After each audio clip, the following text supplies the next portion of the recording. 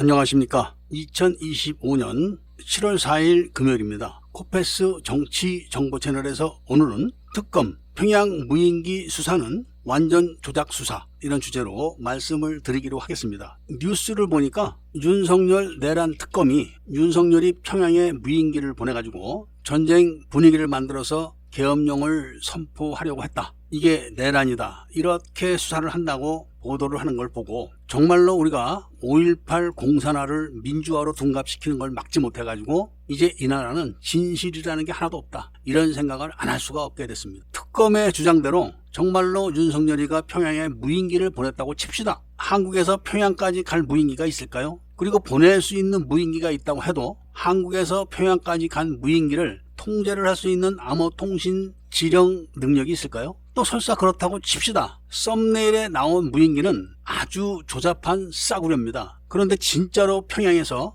MQ-9, 글로벌 호크 이런 거를 띄웠을 때는 왜 수사를 하지 않았을까요? 그리고 그런 정보를 저한테 요구를 했을까요? 윤석열이가 대통령이 됐을 때 북한에서 무인기를 날린 적이 있습니다. 용산까지. 그래서 윤석열이가 특별히 지시를 해가지고 대응을 해라, 이렇게 해서 우리나라 군대도 북한에 무인기를 날렸는데 실제로 북한까지 갈 무인기가 없어가지고 99형 무인기로 휴전선 몇 킬로 올라갔다가 돌아 내려오는 걸로 끝냈습니다. 그게 한국군의 드론 전력의 전부입니다. 그래서 신원식이를 국방부 장관으로 앉혀가지고 드론 사령부를 만들어가지고 드론을 전력화한다, 이런 쇼를 했지만 대한민국 군대는 절대로 드론을 전력화할 수가 없습니다. 이미 김대중이가 김정일과 그런 약속을 했었기 때문에 그런 겁니다. 일단 윤석열의 계엄령은 자작 계엄령입니다. 북한에 의해서 대통령이 된 문재인, 윤석열을 살펴보면은 대통령 1년 하는 대가로 100조 원 정도를 북한에 보내야 된다고 추정이 됩니다. 문재인이 500조를 보냈다는 이야기가 많이 돌았죠. 윤석열이 3년 했으니까 300조는 보냈을 겁니다. 더 이상 보내지 못하니까 죽기 싫어서 대통령직을 내놓은 겁니다. 그거를 하기 위해서 미국에다 화웨이 통신장비 목록을 갖다 바치고 미국은 한국에 연락해가지고 한국의 경계과학화 장비, 중국제 카메라 1400대를 일시에다 철거를 시켰고, 철거를 할 때 경계과학화 장비의 경계 정보가 실시간으로 중국에 넘어간다, 이런 발표를 했습니다. 그럼 당연히 이적 행위를 한 경계과학화 장비를 설치했던 서욱이와 서욱에게 그런 지시를 했던 문재인을 체포해서 수사를 해야 되는 게 윤석열의 의무였고 미국도 그렇게 할 줄 알았는데 윤석열이는 갑자기 자작 계엄령을 선포해가지고 이재명에게 정권을 넘겨주기로 하고 자기는 살아남는 걸로 딜을 한 겁니다. 자, 그럼 정말로 특검 주장대로 남한에서 북한으로 무인기를 보냈다고 칩시다. 2012년도에 어떤 일이 있었냐면은 화웨이 통신장비를 들여올 때 거기에 맞춰서 국방부는 국방망을 깔았습니다. 그 국방망을 깔을 때 그 깔은 회사가 바로 LG CNS였고 그 사장이 국방망의 내부망과 외부망을 연결해주는 임무를 하청업체에다 맡긴 겁니다. 그리고 청주회 장성들이 눈을 감아줘가지고 지금 말하는 그 무인기의 비행을 지령하는 암호통신 지령 시스템을 통째로 북한에 넘겨준 겁니다. 그리고 대한항공에서 개발했던 중고도 무인기를 부품 하나하나까지 다 사진을 찍어서 북한에 넘긴 겁니다. 그때 LG CNS 사장이 바로 지금 KT 사장인 겁니다. 윤석열이가 그런 조치를 취해서 KT 사장이 출마해서 당연히 당선돼가지고 지금 사장 짓을 하면서 4.10 총선,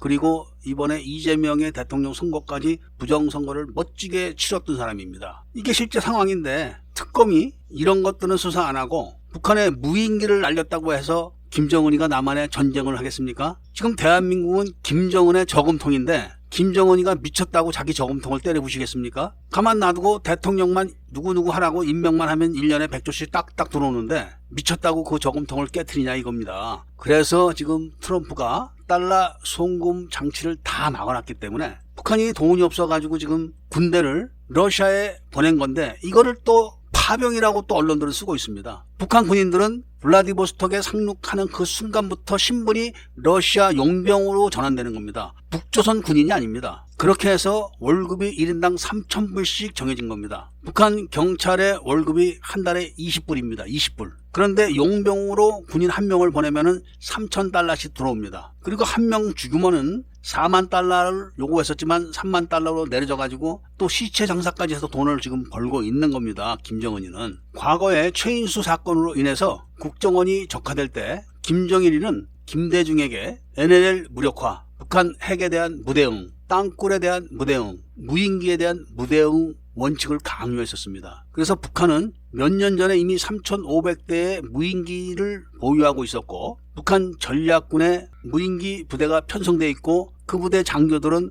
북한의 유수한 대학교에서 교육을 받은 졸업자로 구성되어 있다고 김정은이가 자랑까지 했었습니다. 지금 무인기 사령부에 무인기 몇 대나 있습니까? 실제로 가동되는 무인기는 거의 없습니다. 정찰을 위해서 미국서 도입한 글로벌 호크도 부품 수입을 하지 않는 등 온갖 잔꾀를 부려가지고 가동률을 뚝 떨어뜨려 놓고 서해 쪽에 장사정포 진지를 향해서 배치했던 이스라엘제 무인기들은 수명 연장을 안 해가지고 다 제거됐습니다. 없습니다. 지금 이재명이가 만든 특검은 이재명이가 북한에 돈을 제대로 줄 수 없기 때문에 김정은을 향해서 정치 쇼를 벌이고 있는 겁니다. 썸네일에 있는 사진의 무인기가 콘크리트 바닥에 처박혔으면 완전 파손이 돼야 되는데 고스란히 착륙해서 부서진 데가 없는 거 보세요. 이재명 대북 송금도 국정원에 있는 국가안보전략연구원의 북쪽 사람들이 국정원과 합세해가지고 쌍방울에다가 우리 민족끼리 남측 대표에게 사업 사무실을 차려주고 쌍방울 회장을 살살 꼬셔가지고 이재명이가 대통령만 되면은 재벌 만들어준다. 빤스 장사가 아니라 재벌이다. 이렇게 꼬셔가지고 사업을